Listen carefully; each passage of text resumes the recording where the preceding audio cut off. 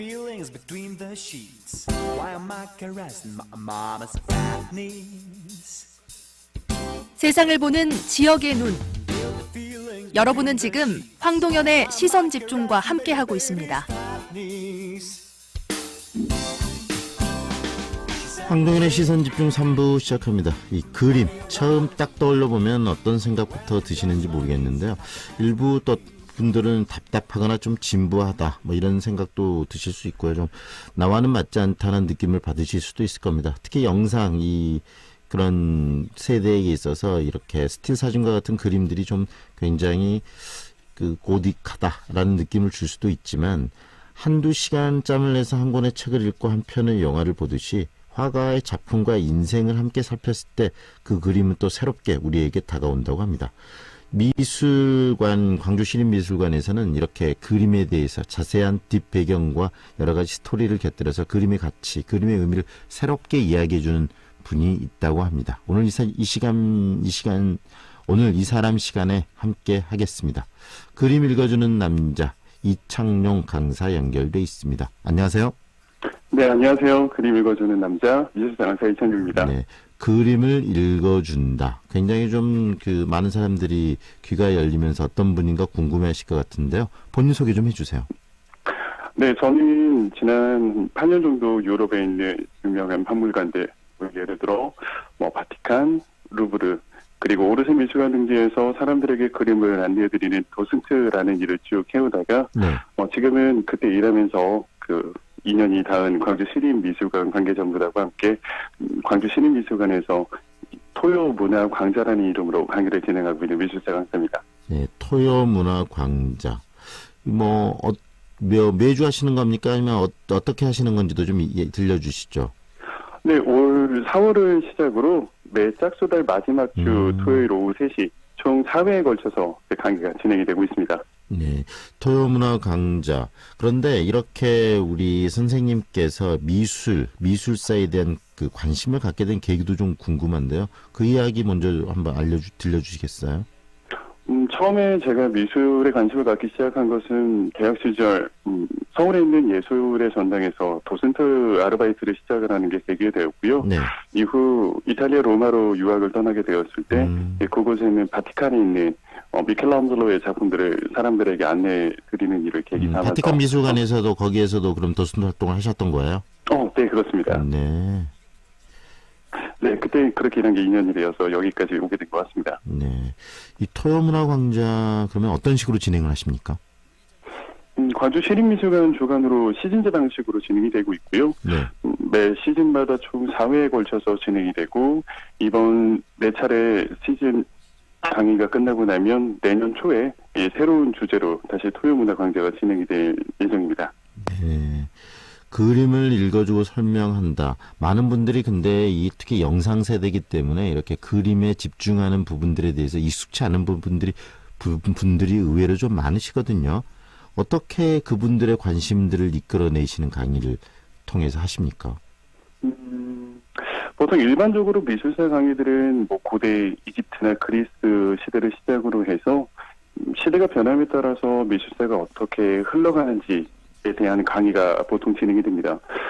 어떤 미술사조에 어떤 화가들이 있었고 그 화풍에는 어떤 미술사적인 의미를 담고 있는지를 공부하는 일종의 좀 학술적인 내용으로 채워진 강의들이 대부분이에요. 네.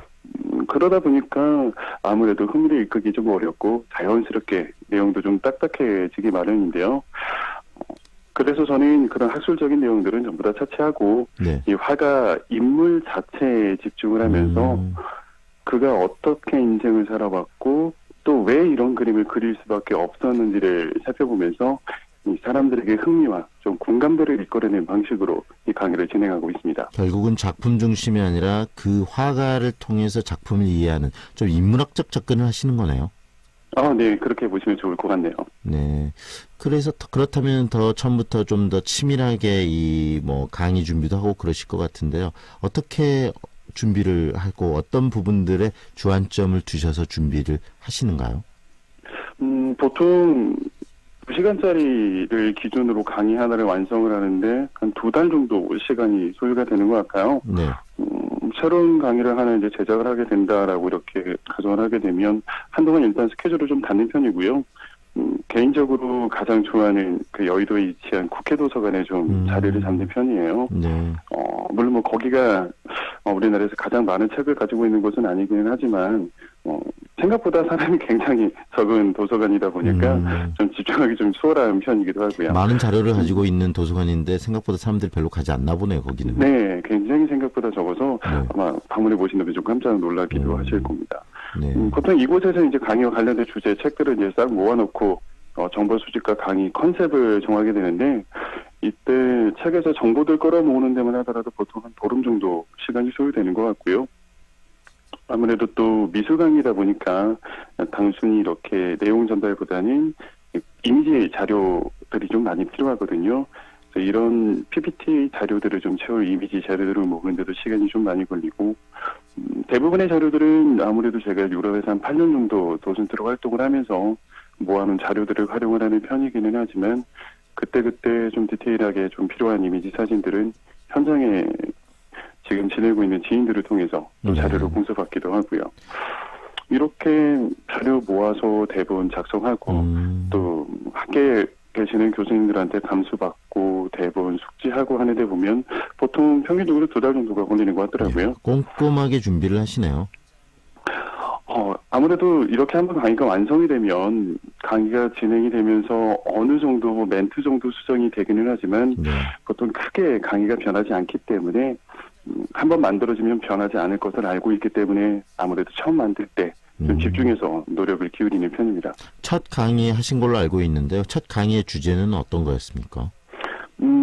광주 시립미술관에서 진행된 강의는 네. 에드와드 마네와 인상파의 창시자라고 불리우는 클로드 모네 이렇게 두 사람이었습니다. 특별히 이렇게 첫 강의 자체를 이 마네와 이 모네로 잡으셨던 이유가 있을까요? 아무래도 에드와드 마네 같은 경우에는 현대미술의 아버지라고 불리울 만큼 이 미술사에서 가장 중요한 인물로 꼽히기도 하고요. 네. 그리고 인상파의 창시자, 빛의 사냥꾼이라는 별명을 가지고 있는 클로드 모네는 아무래도 아무리 그림에 관심이 없다고 하더라도 한 번쯤은 이야기도 들어보았던 인상파라고 하는 미술사조를 탄생시킨 인물이기도 하거든요. 네. 아무래도 그림 감상법을 바꿔버린 중요한 인물이다 보니까 그림에 관심 없는 분들에게 가장 쉽게 좀 그림을 이해하는 데 있어서 도움이 되는 화가라고 생각을 했기 때문에 두 사람을 선택을 했습니다. 이 방송을 듣고 계시는 분들이 나도 좀 듣고 싶은데 하면서 그럼 그 다음은 어떤 강의, 어떤 주제들을 준비하고 계실까라는 궁금증도 가지실 것 같아요. 다음 준비되는 어떤 강의들에 대한 주제들도 맛보기로 좀 이야기를 해주시죠.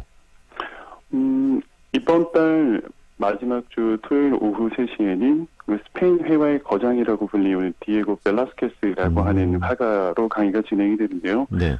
다른 화가들과는 다르게 디에고 벨라스케스는 살아생전에 자신이 완벽한 천재임을 스스로 다 알고 있었고 이 세상도 그가 천재임을 분명히 알고 있었던 화가였어요. 네.